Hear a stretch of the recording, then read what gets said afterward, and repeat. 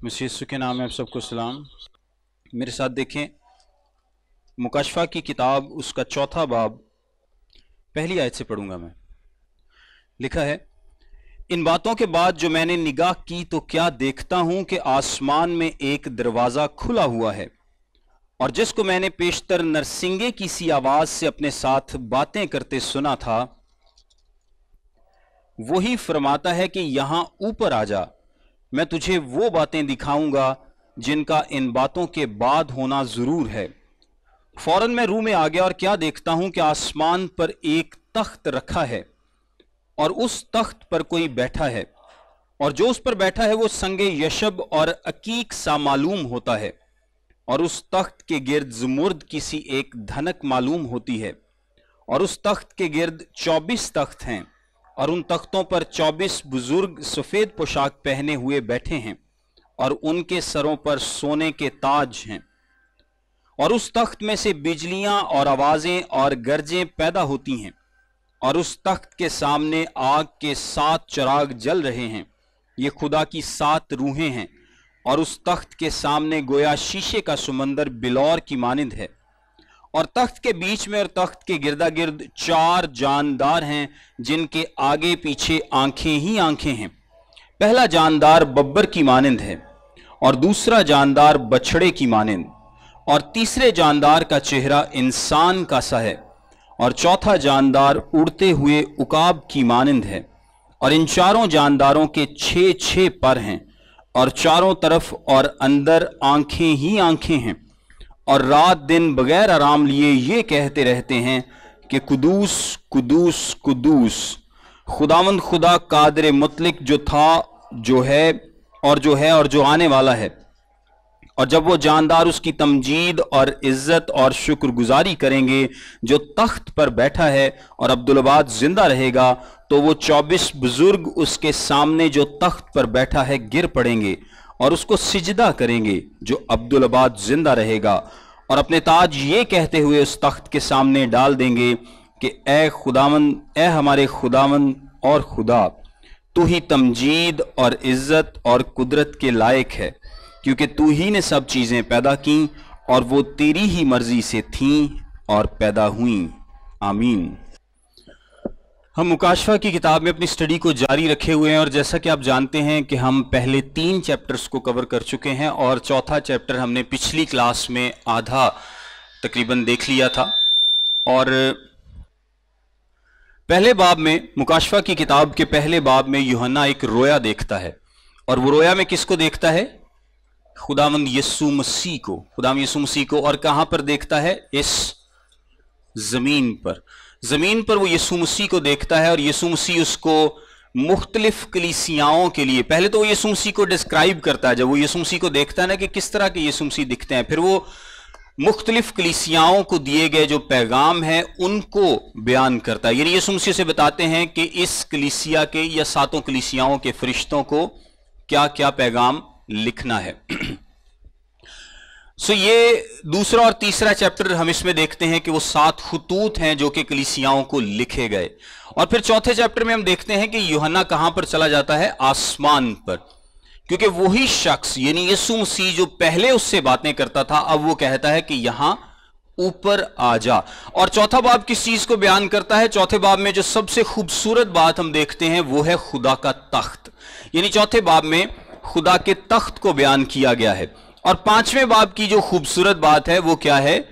बर्रे के बारे में बयान किया गया है। सो ये चौथे और 5वें बाब का थीम है। यानी चौथा बाब खुदा के तख्त को बयान करता है, तख्त दिखता कैसा है, तख्त के ऊपर कौन है, तख्त के आसपास क्या है, तख्त के आसपास और कौन से तख्त हैं, उसके नीचे क्या है, धनक है, ये सारी चीजों को चौथा बाब बयान करता है। और फिर 5वां बाब बयान करता है बर्रे को। तो ये बड़ी ही खूबसूरत बात है जो आगे 5वें बाब में हम बर्रे के ताल्लुक से सीखेंगे। लेकिन अभी हम चौथे बाब में हैं, और हमने 6 आयतें इसमें से देख ली थी। पहली 6 आयत पर गौर कर लिया था। अगर मैं 6ठी आयत को दोबारा पढ़ूं तो यहां पर लिखा है, और उस तख्त के सामने गोया शीशे का समंदर बिलौर की मानिंद है, और तख्त के बीच में और तख्त के गिरदा गिर्द 4 जानदार हैं जिनके आगे पीछे आंखें ही आंखें हैं। ये जो आज का वैसे टॉपिक है ये बड़ा ही गौर तलब है और ये फरिश्तों को समझने में आपकी काफ़ी मदद करेगा, या फरिश्तों के जो दर्जात हैं, जो रैंक्स हैं आसमान पर, उनको, ऑल्दो कि ये फरिश्तों के ताल्लुक से तो स्टडी नहीं है लेकिन काफ़ी हद तक हम फरिश्तों के ताल्लुक से इसमें सीखेंगे। अब यहां पर लिखा है उस तख्त के बीच में और तख्त के गिरदा गिर्द 4 जानदार हैं जिनके आगे पीछे आंखें ही आंखें हैं। यहां पर 4 जानदारों को बयान किया गया है। 4 जानदार मतलब 4 लिविंग क्रिएचर्स, ठीक है, जानवर नहीं, 4 जानवर नहीं, 4 जानदार, यानी ये कोई बीस्ट नहीं है, कोई जानवर नहीं है, बल्कि 4 जानदार हैं जो कि तख्त के बीच में भी हैं और तख्त के इर्द गिर्द भी हैं, आसपास भी हैं।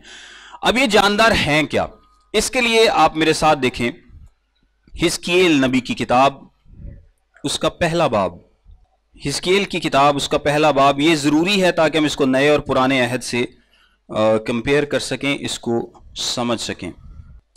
हिजकियेल की किताब उसका पहला बाब उसकी 4थी आयत में लिखा है, और मैंने नजर की तो क्या देखता हूं कि शिमाल से आंधी उठी, गौर से सुनिएगा, एक बड़ी घटा और लिपटती हुई आग और उसके गिर्द रोशनी चमकती थी, और उसके बीच से यानी उस आग में से सैकल किए हुए पीतल की सी सूरत जलवागर हुई, और उसमें से 4 जानदारों की एक शबीह नजर आई, और उनकी शक्ल यूं थी कि वो इंसान से मुशाबे थे, वो इंसान से मुशाबे थे, और हर एक के 4 चेहरे और 4 पर थे। गौर कीजिएगा, हर एक के 4 चेहरे और 4 पर थे।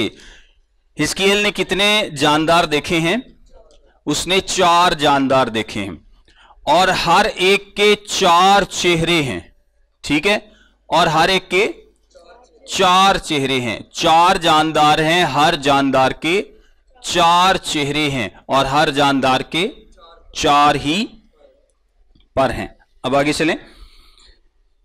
और हर एक के 4 चेहरे और 4 पर थे, और उनकी टांगे सीधी थीं, और उनके पांवों के तलवे बछड़े के पांवों के तलवे की मानिंद थे, और मंजे हुए पीतल की मानद झलकते थे, और उनकी चारों तरफ परों के नीचे इंसान के हाथ थे, और चारों के चेहरे और पर यूं थे कि उनके पर एक दूसरे से बाहम पैवस्ता थे, और वो चलते हुए मुड़ते ना थे बल्कि सब सीधे आगे बढ़े चले जाते थे। उनके चेहरों की मुशाबहत यूं थी कि उन चारों का एक एक चेहरा इंसान का, गौर कीजिएगा, एक एक चेहरा इंसान का और एक एक शेर बब्बर का, और उनकी दहनी तरफ और उनका शेर बब्बर का उनकी दहनी तरफ, और उन चारों का एक एक चेहरा सांड का बाईं तरफ, और उन चारों का एक एक चेहरा उकाब का था, और उनके चेहरे तो यूं थे और उनके पर ऊपर से अलग अलग थे, हर एक के 2 पर दूसरे के 2 परों से मिले हुए थे, और 2-2 से उनका बदन ढंपा हुआ था। उनमें से हर एक सीधा आगे को चला जाता था, जिधर को जाने की ख्वाहिश होती थी वो जाते थे, वो चलते हुए मुड़ते ना थे। खैर ये आगे भी चैप्टर है और ये एक्सप्लेन करता है हिजकियेल की रोया को। आपको पता है ये साया ने भी एक रोया देखी थी 6ठे बाब में, उसने भी कुछ फरिश्तों को देखा।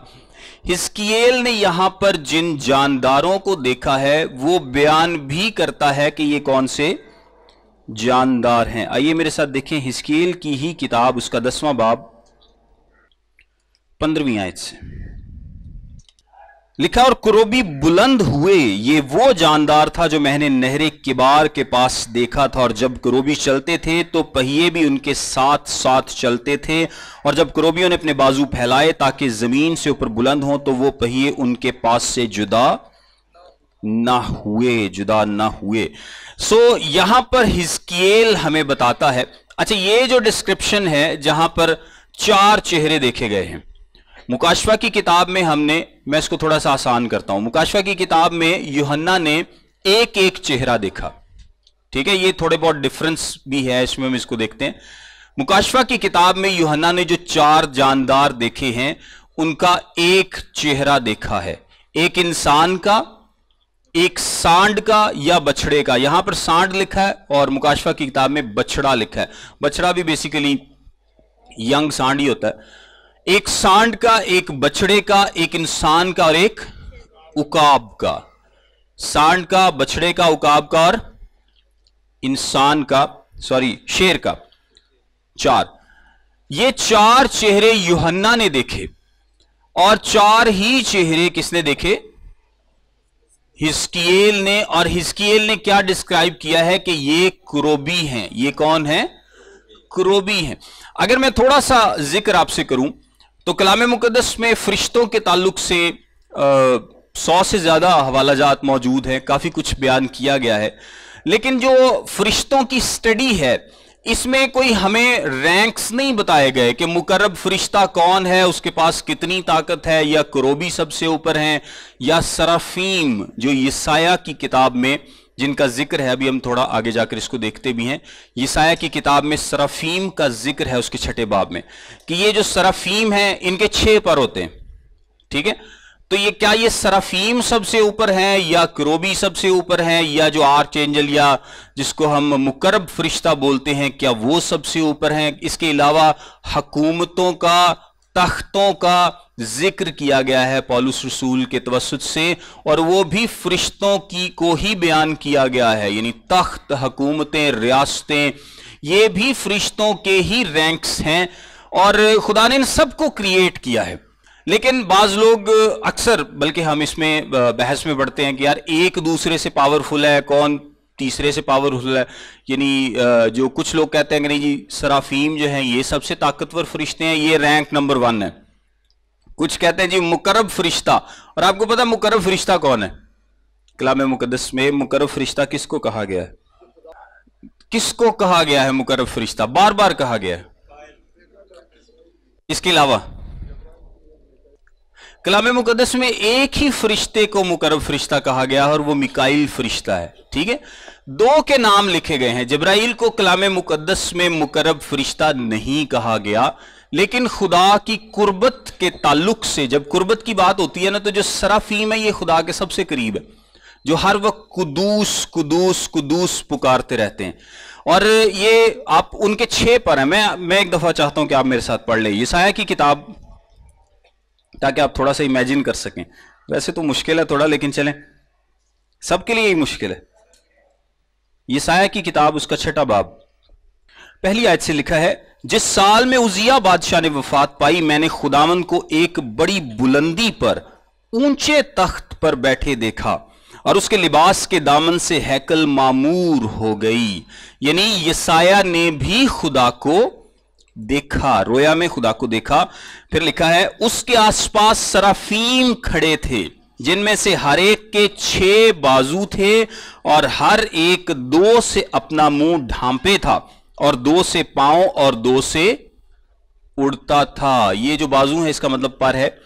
यानी जो सराफीम है इनके 6 पर होते हैं, सराफीम के 6 पर होते हैं।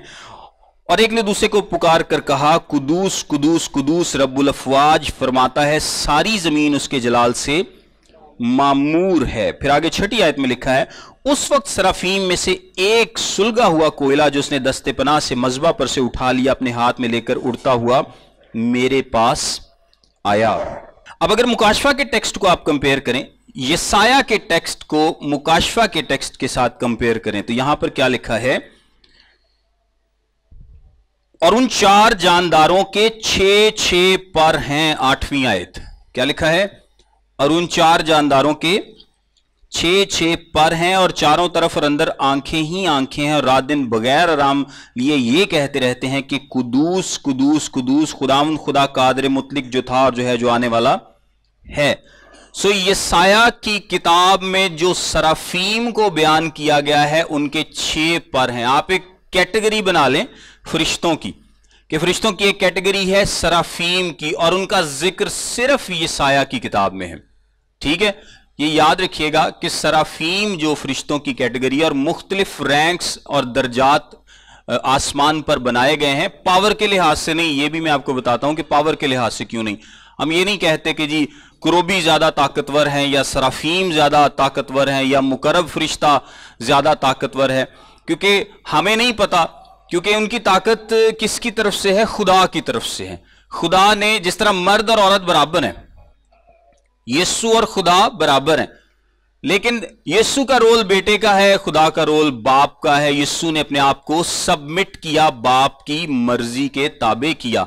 औरत मर्द के बराबर है, लेकिन औरत के लिए क्या हुक्म है कि वो अपने आप को मर्द के ताबे करे, उसकी सबमिशन में रहे।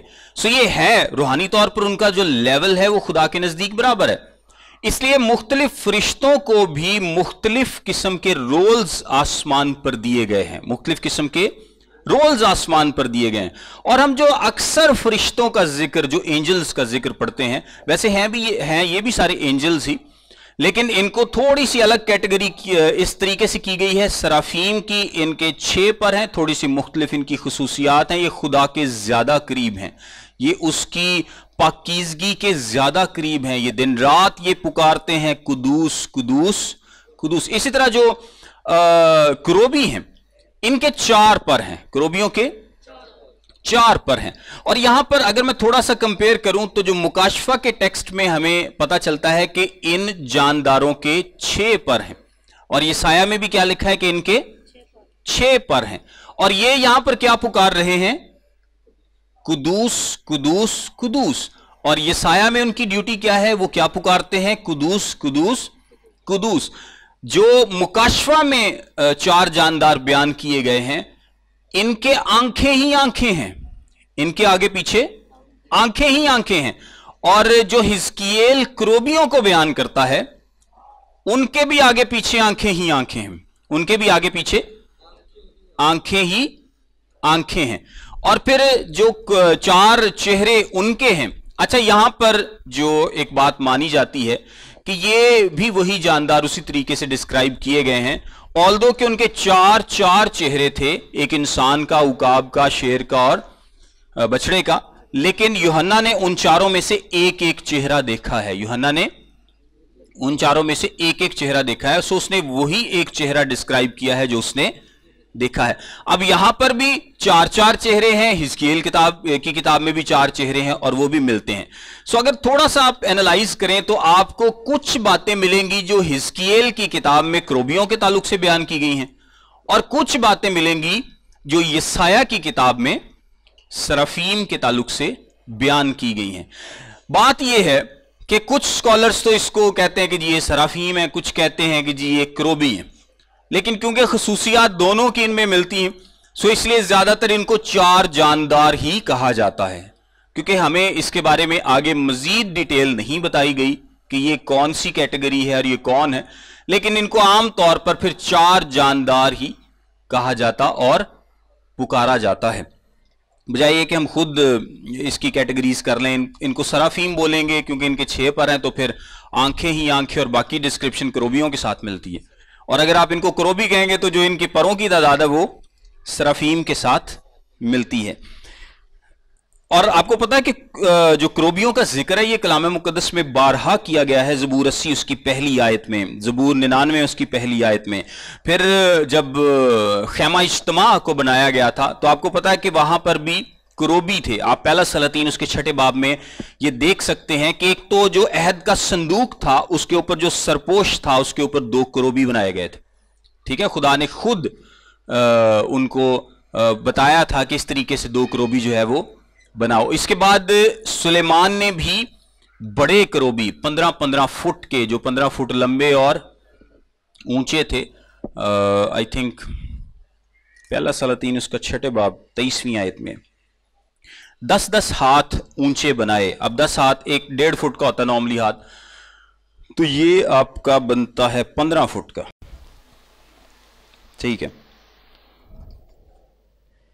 और क्रोबियों का आपको और भी कलाम मुकद्दस में बारहा जिक्र मिलेगा। एक और बड़ा जबरदस्त जिक्र है क्रोबी के ताल्लुक से। आइए मेरे साथ देखें हिजकियेल की किताब उसका 28वां बाब। हिजकियेल की किताब उसका 28वां बाब और उसकी 11वीं आयत लिखा है, और खुदावंद का कलाम मुझ पर नाजिल हुआ क्या आदम जाद सूर के बादशाह पर ये नोहा कर और उससे कह, खुदावंद खुदा यूं फरमाता है कि तू खातिमुल कमाल, दानिश से मामूर और हुस्न में कामिल है।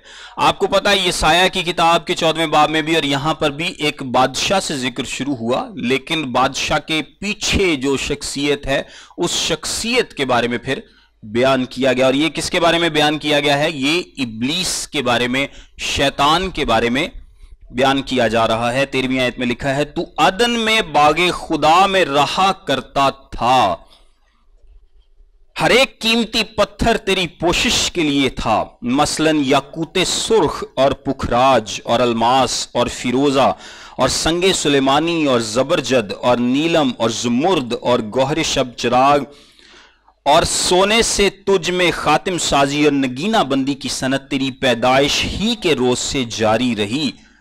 तू ममसू करोबी था, तू ममसू करोबी था। ये किसकी बात हो रही है? शैतान की, इब्लीस की बात हो रही है। और लिखा है, तू ममसू करोबी था जो साया अफगन था, और मैंने तुझे खुदा के कोहे मकदस पर कायम किया, तू वहां आतिशी पत्थरों के दरमियान चलता फिरता था।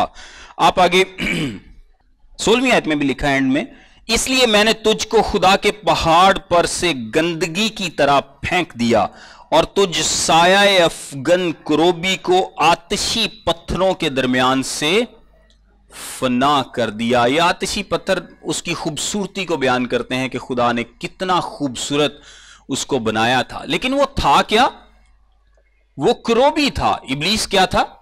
क्रोबी था। यानी अगर आप कैटेगरीज बनाते हैं, इसको तकसीम करते हैं कैटेगरीज में, फरिश्ते, हुकूमतें, तख्त, इख्तियारात, रियासतें, ये भी कैटेगरीज हैं, लेकिन जो मेन कैटेगरीज हैं वो क्या है? सराफीम और करोबी और फरिश्ते। तो इसका मतलब है कि वो सराफीम में से नहीं था, वो सराफीम में से नहीं था, वो आम जो दूसरे फरिश्तों की कैटेगरीज हैं उनमें भी नहीं था। वो क्या था? करोबी था। लेकिन एक आपको बात बताऊं कि आखिर में क्या होगा? आखिर में मुकर्रब फरिश्ता मिकाईल इब्लीस को शिकस्त देगा। पढ़ा है ना ये आपने? मुकाशफा की किताब क्या बयान करती है कि मुकर्रब फरिश्ता मिकाईल किसको शिकस्त देगा? इब्लीस को शिकस्त देगा। इसका क्या मतलब है? इससे आप ये शायद मतलब निकाल लें कि शायद मुकर्रब फरिश्ता जो है वो करोबियों से ज्यादा ताकतवर है। इससे तो यही मतलब निकलता है ना कि इब्लीस चूंकि करोबी था तो मुकर्रब फरिश्ता जो है वो शायद उससे ज्यादा ताकतवर है। और मुकर्रब फरिश्ते क्योंकि कलाम में तो एक ही का नाम दिया गया है, लेकिन जो ट्रेडिशन, कैथोलिक ट्रेडिशन, वो बताती है कि जी 7 मुकर्रब फरिश्ते हैं। और जब्राइल को खुदा की नजदीकी के ताल्लुक से कुछ लोग उसको सराफीम भी बोलते हैं कि वो सराफीम में से है, और कुछ लोग कहते हैं कि जी वो भी मुकर्रब फरिश्तों में से है। इसके अलावा आपने रफ़ाइल का नाम सुना होगा, सुना है ना? सेंट रफ़ाइल एक हॉस्पिटल भी है फैसलाबाद में। तो ये रफ़ाइल और इस तरह के और 2-3 नाम ये कैथोलिक बाइबल में आपको मिलते हैं। उन किताबों में जिनको इल्हामी नहीं समझा जाता, उन किताबों में आपको 2-3 नाम मिलते हैं फरिश्तों के कि ये भी मुकर्रब फरिश्ते हैं। या जो और ट्रेडिशंस हैं, पुरानी ट्रेडिशंस में, रवायात में आपको मुकर्रब फरिश्तों के नाम मिलते हैं, लेकिन कलाम मुकद्दस में सिर्फ मिकाईल को मुकर्रब फरिश्ता कहा गया है और किसी को नहीं। सो बहरहाल जो हम बात कर रहे थे कि क्या एक मुकर्रब फरिश्ता क्रोबियों से ताकतवर है, बज़ाहिर ये लगता है कि शायद वो ताकतवर है, शायद वो सारी आर्मी को लीड कर रहा है, खुदा की सारी फरिश्तों की जो आर्मी है उसको लीड कर रहा है। कुछ को लगता है कि नहीं सराफीम ज्यादा ताकतवर है, कुछ को लगता है कि क्रोबी ज्यादा ताकतवर है। लेकिन मैं यही मशवरा आपको दूंगा कि हम अपनी कैटेगरीज ना बनाएं कि कौन सा फरिश्ता ज्यादा ताकतवर है, क्योंकि हर किसी को अपना अपना रोल दिया गया है। हर किसी को खुदा ने एक रोल दिया है और वो उस रोल के मुताबिक, जिस तरह जो खुदा की जो सेंचुरीज हैं, जो पाक खुदा की होलीनेस है, इसको गार्ड करने के लिए खुदा की मुकद्दस जो चीजें हैं, ऑल्दो खुदा ताकतवर है, एक बात को याद रखिएगा कि खुदा ऑल पावरफुल है, ऑल माइटी है।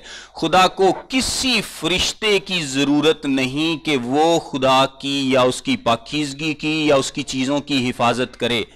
गौर कीजिएगा, खुदा किसी का मोहताज नहीं है। खुदा किसी का मोहताज नहीं है कि बाग अदन में उसने एक क्रोबी को लगाया था, क्रोबियों को लगाया था कि वो जिंदगी के दरख्त की हिफाजत करें। क्रोबियों को लगाया था खुदा ने, क्रोबियों को। और यहां पर भी आप देखें कि तख्त के आसपास और उसके अंदर क्रोबी हैं और सराफीम खड़े हैं जो खुदा की इबादत करते हैं, और उनके आगे पीछे आंखें ही आंखें हैं। आगे पीछे आंखें ही आंखें होने का मतलब यह है कि उनसे कोई चीज छिपी नहीं है। यह आसान मतलब है। उनकी नजरों से कुछ भी, उनकी स्क्रूटनी से कुछ भी छुपा नहीं है। ये डिस्क्रिप्टिव है, ये बयान करता है कि आगे पीछे आंखें ही आंखें हैं, कोई चीज उनके नॉलेज से छिपी नहीं है। जितना नॉलेज खुदा ने उनको दिया, ऑल्दो वो अनलिमिटेड नॉलेज नहीं रखते। वो कौन रखता है? खुदा। वो ओमनिशेंट भी नहीं है, यानी जो क्रोबी हैं, जो जानदार हैं, जो सराफीम है, ये ओमनिशेंट भी नहीं है। ये जो आगे पीछे आंखें ही आंखें, इसका मतलब है कि उनकी नजरें बड़ी वास्ट हैं। वो चीजों को देखते हैं, परखते हैं। उनकी देखने की, परखने की और जानने की सलाहियतें जो हैं वो क्या हैं? एक्सेप्शनल हैं। उनकी स्क्रूटनी से कोई बच नहीं सकता। लेकिन वो ओमनिशेंट नहीं है, हर जगह मौजूद नहीं है, वो सिर्फ खुदा है। खुदा को किसी क्रोबी की या सराफीम की जरूरत नहीं है। क्या खुदा क्रोबियों का मोहताज नहीं है कि जी क्रोबी कोई हिफाजत करेगा तो उस दरख्त की हिफाजत होगी, क्रोबी नहीं करेगा तो नहीं होगी। खुदा ऑल पावरफुल है, लेकिन कलाम यह भी सिखाता है कि खुदा क्या है? तरतीब का खुदा है। खुदा क्या है? तरतीब का खुदा है। खुदा डिसिप्लिन को पसंद करता है। खुदा ने ही लोगों को बनाया है कि वो एक दूसरे पर अपना इख्तियार माने, एक दूसरे के ताबे हों। जिस तरह हुकूमतें बनाई गई हैं, बादशाहों को बनाया गया है, रियासतें बनाई गई हैं दुनिया में भी, और हमें क्या कहा गया है कि हम हुकूमतों के, रियासतों के ताबे रहें, क्योंकि खुदा तरतीब का खुदा। इसी तरह एंजल्स में भी, फरिश्तों में भी खुदा ने रैंक्स बनाए हैं, खुदा ने दर्जात बनाए हैं। और हर कोई अपनी मर्जी नहीं करता फिरता, बल्कि हर कोई वो करता है जो उसको खुदा की तरफ से दिया गया है। खुदा की तरफ से दिया गया। अगर खुदा ने ड्यूटी लगाई है क्रोबियों की कि वो ये हिफाजत करेंगे, वो तख्त के आगे पीछे होंगे, वो ये काम करेंगे, तो क्रोबी वही काम करेंगे और वो बेहतरीन करेंगे। और अगर खुदा ने सराफीम की ड्यूटी लगाई है कि वो उसको कुदूस कुदूस पुकारेंगे या वो उसकी होलीनेस से मुतालिक वहां पर मौजूद हैं, तो वो अपना काम करेंगे। अगर खुदा ने मिकाईल फरिश्ते की ड्यूटी लगाई है इंसानों के ताल्लुक से, जंगों के ताल्लुक से, लड़ाई के ताल्लुक से, जो कि इब्लीस की रूहानी कुव्वतों के साथ है, तो वो अपना काम करेगा। हर कोई अपना काम करता है। जिब्राइल की जो ड्यूटी खुदा ने लगाई है वो अपना काम करता है। फिर अगर खुदा ने किसी फरिश्ते को जमीन पर भेजा है तो वो उसकी मर्जी के मुताबिक जिस्म लेता है, जिस तरह के हम पुराने अहद में देखते हैं कि इब्राहिम के पास आकर उन्होंने खाया पिया भी था। खैर ये फरिश्तों की स्टडी नहीं है, हम बस थोड़ा सा ये बड़ा वैसे इंटरेस्टिंग टॉपिक है।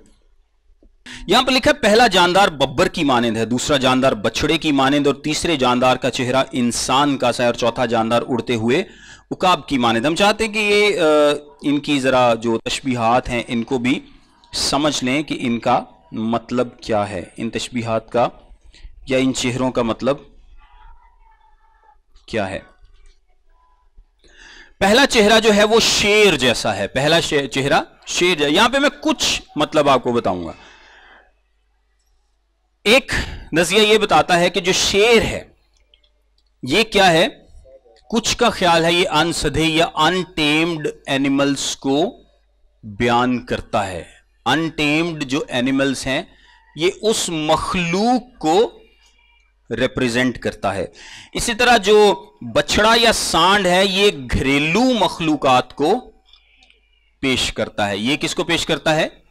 घरेलू मखलूकात को। तीसरे नंबर पर इंसान है, वो अफजल मखलूकात को पेश करता है। और चौथे नंबर पर कौन है? उकाब है, और ये उड़ने वाली तमाम मखलूक को पेश करता है।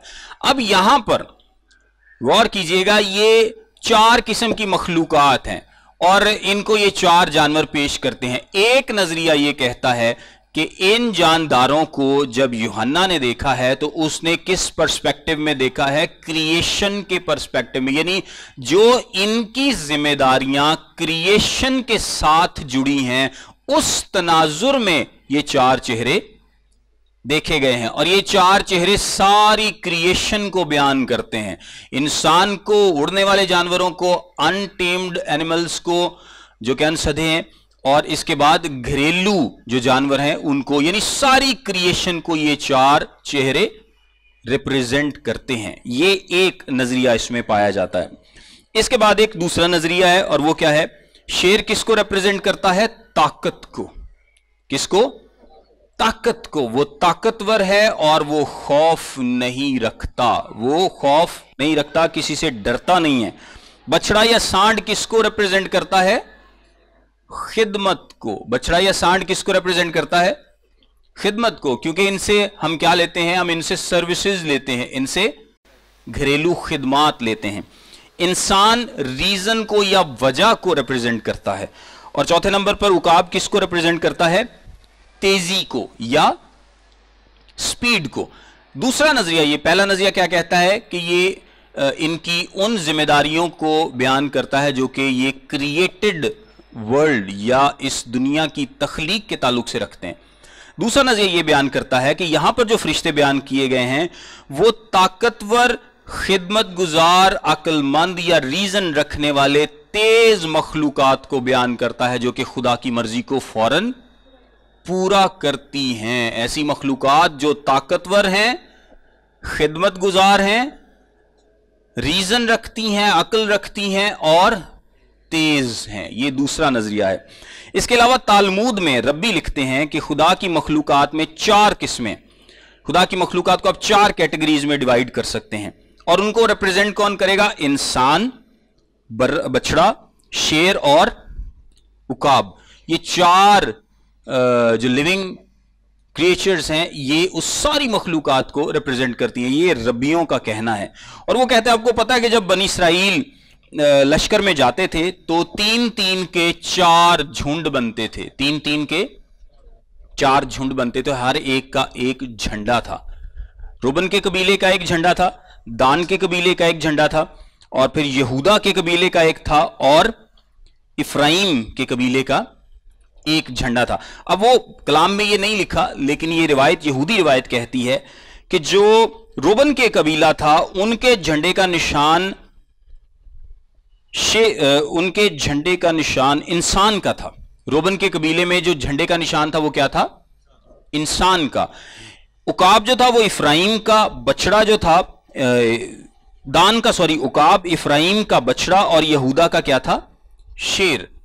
यहूदा का शेर। ये बेसिकली उनकी एक अपनी कैटेगराइजेशन है। कलाम इसको इस तरतीब से बयान नहीं करता, लेकिन ये उनकी एक अपनी कैटेगराइजेशन है कि इस तरह से ये रिप्रेजेंट करता है। और कहा जाता है कि ये जो जानदार देखे गए हैं, क्योंकि वो पुराने अहद में भी देखे गए और नए अहद में भी देखे गए, ये इसराइल के ताल्लुक से अपनी जिम्मेदारियों के तनाजुर में देखे गए। इसराइल के ताल्लुक से, समझ रहे हैं आप इस बात को? मैं दोबारा बोलूंगा, इसराइल के ताल्लुक से अपनी जिम्मेदारियों के तनाजुर में, यानी रोबन के कबीले का इंसान, और इसके बाद दान के कबीले का उकाब, इफ्राइम का बछड़ा, और यहूदा के कबीले का शेर।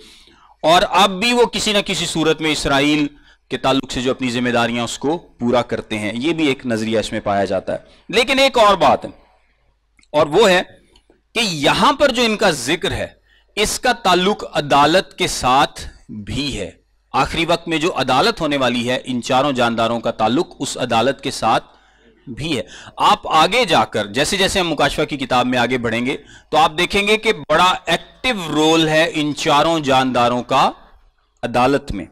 इन चारों जानदारों का अदालत में बड़ा एक्टिव रोल है। और हम इसको, अच्छा, सरफीम के ताल्लुक से एक जबरदस्त बात है, और वो मैं आपको बताना चाहूंगा। यशायाह की किताब में लिखा है कि 2 से वो अपना मुंह ढांपते थे, 2 से वो अपने पांव ढांपते थे, और 2 से वो उड़ते थे या हवर करते थे, रेडी थे खुदा की सर्विस के लिए। अब 2 से मुंह ढांपते क्योंकि वो खुदा के बड़ा करीब है, खुदा के इंतहाई करीब है।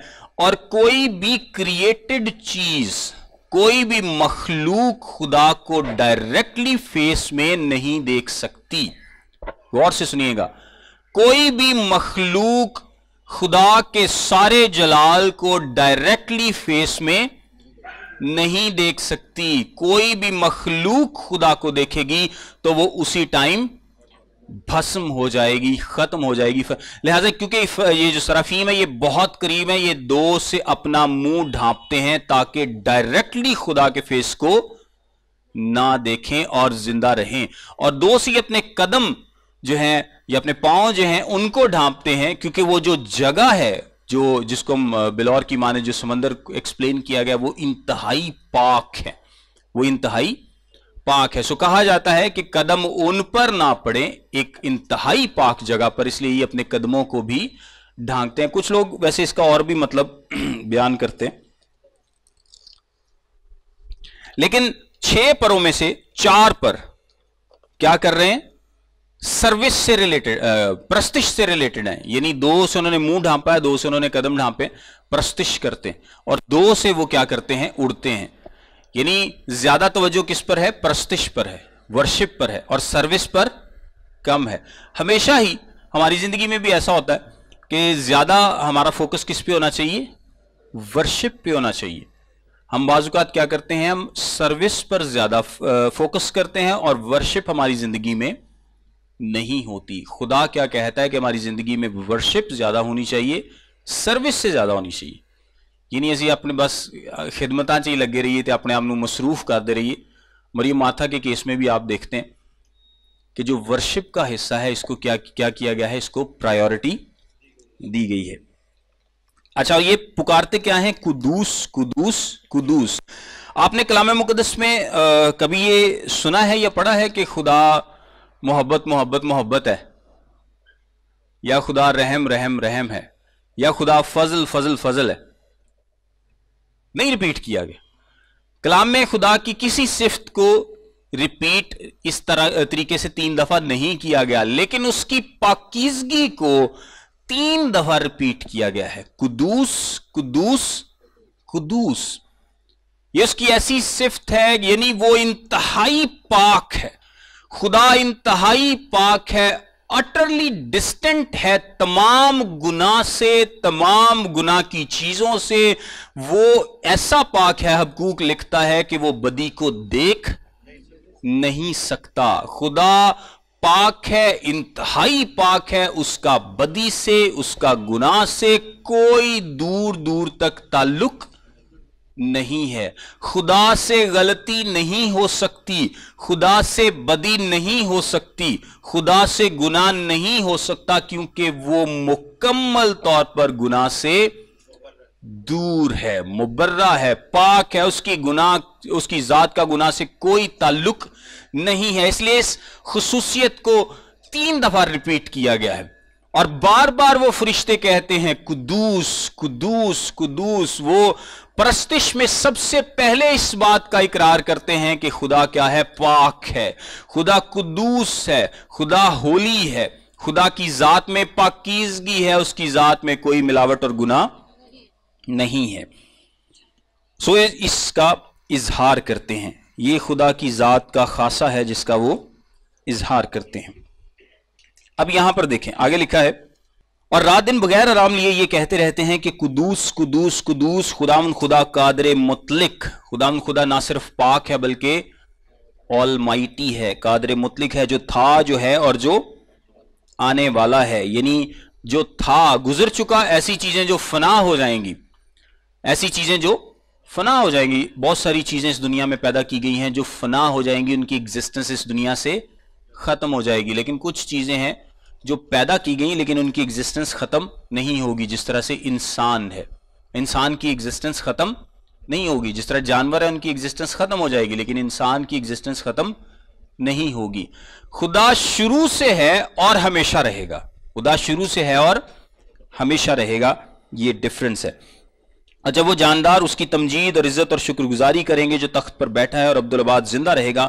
لکھا ہے شکر گزاری کریں گے. اس کا مطلب ہے کہ یوحنا یہاں پر تھوڑا فیوچر کو بیان کر رہا ہے کہ جب وہ شکر گزاری کریں گے تو وہ 24 بزرگ اس کے سامنے جو تخت پر بیٹھا ہے گر پڑیں گے اور اس کو سجدہ کریں گے جو عبدالآباد زندہ رہے گا, اور اپنے تاج یہ کہتے ہوئے اس تخت کے سامنے ڈال دیں گے, اے ہمارے خدا اور خدا, تو ہی عزت اور تمجید اور عزت اور قدرت کے لائق ہے, کیونکہ تو ہی نے سب چیزیں پیدا کی اور وہ تیری ہی مرضی سے تھیں اور पैदा हुई, खुदा की परस्तिश कर रहे हैं। और जो 24 बुजुर्ग हैं ये क्या करते हैं, अपने अपने ताज खुदावंद के हुजूर में रख देते हैं। कोई सेल्फ ग्लोरी नहीं है कि नहीं जी ये तो मेरा ताज है, ये तो मुझे मिला है। अपने आप को पीछे कर दिया, अपने आप को पीछे कर दिया। और सारा जलाल किसके लिए है? खुदा के लिए। सारा जलाल किसके लिए है? खुदा के लिए। मेरे साथ आखिर में एक दफा हिजकीएल की किताब पे वापस आए।